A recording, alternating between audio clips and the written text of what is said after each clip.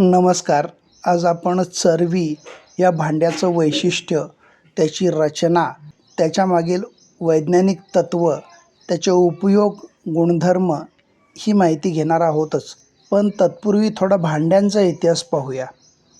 अश्मयुगातील मनुष्य नारळाच्या करवंट्या, सुकलेल्या फळांच्या बियांची कवचं अशा प्रकारची निसर्गात मिळालेली साधनं भांडी म्हणून वापरत होता. याच काळात पळस, वड, बिबी आणि केळी या झाडांच्या पानांना विशिष्ट आकार देऊन किंवा जोडून पत्रावळी व द्रोण माणूस बनवू लागला आणि त्याचा भांडी म्हणून उपयोग करू लागला.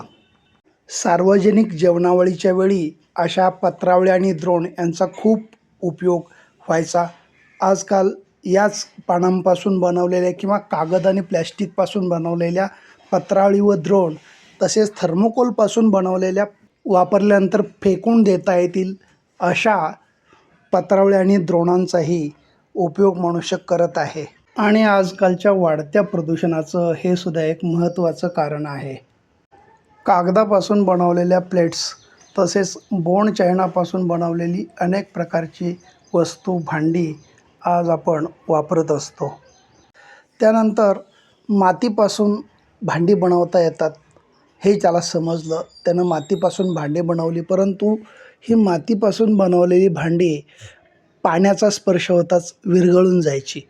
मग पुढे भाजलेली माती पाण्यात विरघळत नाही हे त्याला समजलं आणि त्यानं मातीची भांडी बनवून ती भाजून घेतली आणि बराच काळ त्यांचाही उपयोग भांडी म्हणून केला. मातीनंतर माणसानं लाकडापासून काही भांडी वस्तू बनवल्या आणि त्यांचाही तो आपल्या नित्याच्या जीवनामध्ये उपयोग करू लागला. अशा लाकडापासून बनवलेल्या भाकरीचे किंवा गव्हाचे पीठ मळण्यासाठी वापरली जाणारी परात, जिला आपण काटवट म्हणतो, ती आजसुद्धा काही ग्रामीण भागामध्ये आपल्याला बघायला मिळते. अशा लाकडांपासून सुंदर आकर्षक बनवलेल्या अनेक वस्तू बाजारात उपलब्ध झालेल्या आहेत.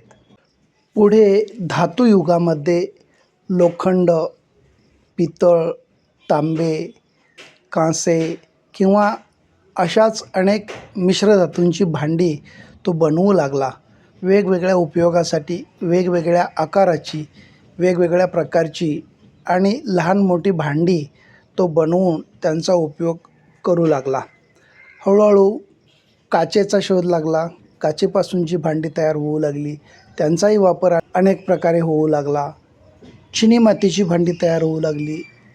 चिनी माती भाजल्यानंतर त्याच्यापासून तयार होणारी भांडी अतिशय सुबक, सुंदर, नक्षीदारही असायची. ती भांडी वापरू लागला. आजकाल तर आपल्या दिवसाची सुरुवातच या चिनी मातीच्या कपबशीमधून दिलेल्या चहाने होत असते. विज्ञान युगात प्लॅस्टिकचा लागलेला शोध ही एक मोठी क्रांती होती. या प्लॅस्टिकपासून बनवलेली अनेक प्रकारची भांडी आणि वस्तू आपण आज वापरतो, परंतु पर्यावरणाच्या दृष्टिकोनातून अतिशय ती घातक असतात. शिवाय त्यांचा कचरा इतका साठलेला आहे की नको नको म्हणण्याची वेळ आलेली आहे. आता बघूया चरवी या भांड्याबद्दल अधिक माहिती. एखाद्या वाटीमध्ये आपण पाणी घेतलं आणि त्याला चुकून जरी धक्का लागला तरी जवळजवळ पूर्ण पाणी त्यातलं सांडून जातं, वाया जातं. स्टीलच्या ग्लासमध्ये घेतलेल्या पाण्यालासुद्धा जर धक्का लागला, यातलं 100% पाणी खाली सांडून जातं आणि वाया जातं. प्लास्टिकची किंवा काचेची बरणी असेल आणि त्याला टोपण लावलेलं नसेल तरी यातलं पाणी जवळजवळ 90% वाहून जातं. आता एखाद्या चरवीला धक्का लागला तर त्यातल्या पाण्याचं काय होतं हे आपण बघू.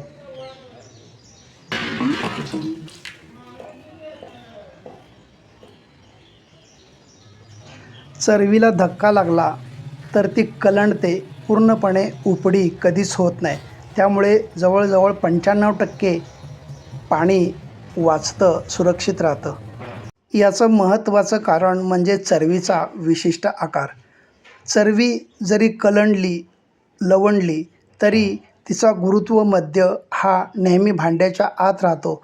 त्यामुळे पूर्णपणे ती उपडी होत नाही आणि त्यातलं पाणी सांडत नाही.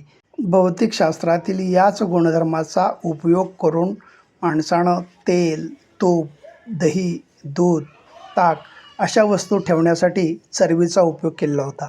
विशेषतः पितळेच्या चरव्या ह्या धार काढताना वापरल्या जायच्या. त्याचं महत्त्वाचं कारण म्हणजे धार काढताना गाई म्हैशी चुकून कधीतरी लाथ मारतात आणि त्यामुळं भांड्यातील दूध सांडण्याची शक्यता असते. अशावेळी जरी चरबी खाली पडली तरी तिच्या विशिष्ट आकारामुळे आपण व्हिडिओमध्ये बघितल्याप्रमाणे ती कलंडते, पण पूर्णपणे त्यातील वस्तू कधीही सांडत नाही, नाश पावत नाही. या चरबीमध्ये पातळ पदार्थ, द्रव पदार्थ भरताना जर आपण काळजी घेतली आणि वरचा 20% भाग जर रिकामा ठेवला तर हे भांडं कलंडल्यानंतर अजिबात यातली वस्तू खाली सांडणार नाही किंवा खराब होणार नाही. आपण या चरबीची आणखी काही माहिती ऐकूया. चरबी हे पारंपरिक धातूचे भांडे प्रामुख्याने तांबे, पितळ किंवा काचेपासून बनवलेले असते. महाराष्ट्रातील ग्रामीण भागात, विशेषतः स्वयंपाकघर व धार्मिक कार्यांमध्ये चरबीचा उपयोग मोठ्या प्रमाणावर केला जात असे. चरबीची वैशिष्ट्ये: आकार: तथाशी गोल व वर निमुटते तोंड असते. काही चरबींना धातूचे बनलेले झाकणही असते. प्रामुख्याने तांबे, पितळ किंवा कासे यांचा वापर. टिकाऊ आणि दीर्घकाळ वापरता येणारे. उष्णता टिकवून ठेवण्याची क्षमता. धातूमुळे गरम पदार्थ काही काळ गरम राहतात. सजावटीची नक्षी. पारंपरिक चरबीवर कोरीव काम किंवा नक्षीकाम आटते. स्वच्छता व आरोग्यदायी गुण. तांब्याच्या भांड्यातील पाणी आरोग्यास उपयुक्त मानले जाते. चरबीचे उपयोग: पाणी साठवण्यासाठी. पिण्याचे पाणी ठेवण्यासाठी वापर. दूध किंवा ताक ठेवण्यासाठी. ग्रामीण भागात दुग्धपदार्थ साठवण्यासाठी चरबी वापरली जात असे. पूजा विधीमध्ये.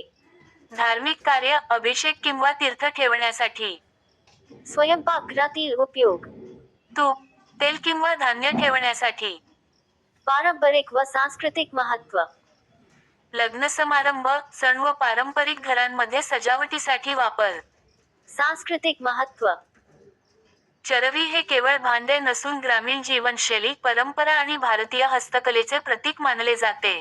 जुन्या काळातील घरांमध्ये चरबी ही संपन्नतेची खूण मानली जाई.